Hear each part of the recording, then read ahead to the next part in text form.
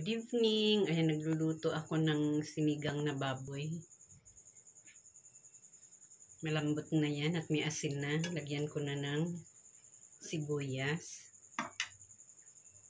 Tapos ilalagay ko na itong aking gulay. Puso ng saging ang ilalagay ko. Ayan. Tapos takpan ko na at pakuluan.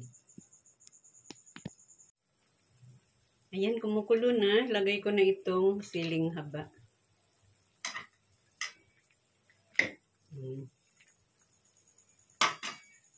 Tapos ilagay ko na rin itong sampalok na pangsigang. Ayan.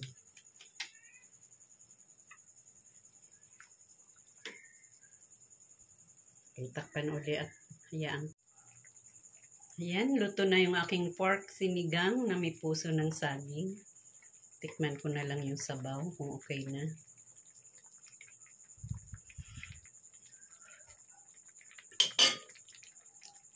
Timplahan na lang natin ng konting patis.